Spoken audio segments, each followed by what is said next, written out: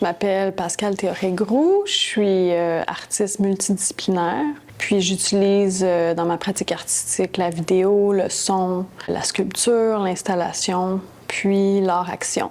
Dans ma pratique artistique, je m'intéresse à l'interrelation entre l'humain et son environnement. Fait que j'ai commencé depuis quelques années à m'intéresser à l'objet du barrage comme un symbole de la modernité du Québec, mais aussi comme un objet physique qui est gros, qui est imposant, puis qui est immobile.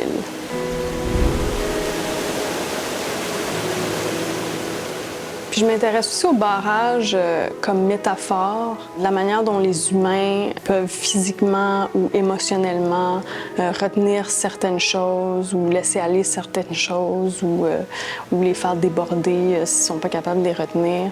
Pour mon projet chez Adélard, je m'intéresse à la présence des barrages dans les cours d'eau de la région. Puis durant la période de ce projet-là, je vais faire des collectes de données dans les rivières de la région, puis dans le Vermont, qui sont des tributaires du lac Champlain. Donc, j'ai construit un outil de collecte qui est aussi une sculpture flottante que j'appelle affectueusement mon mini-barrage flottant. Puis, je vais collecter des données à différents moments de la saison pour voir aussi les changements dans le temps. Fait que c'est pas juste des données sur l'eau. Pour moi, c'est aussi une manière de voir le passage du temps. Pour mon exposition dans la Grange à Adélard au mois de septembre, je vais présenter des vidéos sous-marines dans les différents lieux où je suis allée. Je vais aussi associer les données que j'ai collectées à des sons que j'ai enregistrés puis des sons de synthèse. Puis je vais créer un environnement sonore immersif où il va y avoir des haut-parleurs qui vont représenter les différents lieux, mais aussi les différentes données. Donc je vais essayer d'organiser ça d'une manière où on comprend qu'il y a comme différents endroits où ces sons-là ont été recueillis. À l'automne, il va aussi y avoir une performance à Philipsburg en lien avec le projet. Puis cette performance-là va essayer de mettre en forme un peu le processus des collectes, l'aspect physique, l'équipement que j'ai utilisé, aussi le passage du temps parce que je suis à côté du barrage pendant que je fais mes collectes pendant 8-9 heures de temps sans arrêt. Donc, le temps est un élément vraiment important de ce projet-là. En lien avec le projet, on a fait des activités de médiation avec les élèves de l'école Notre-Dame de Lourdes à Saint-Armand.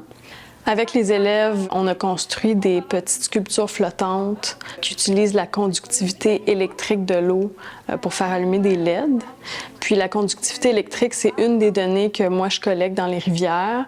Donc, durant les médiations avec les élèves de l'école, j'ai été vraiment impressionnée par leur créativité, tout d'abord, parce que moi, j'avais apporté un petit exemple de la sculpture qui était en fait une genre de silhouette d'un barrage en bâton de popsicle. Puis eux sont allés dans toutes sortes de directions, ils ont utilisé toutes sortes de matériaux, toutes sortes de couleurs.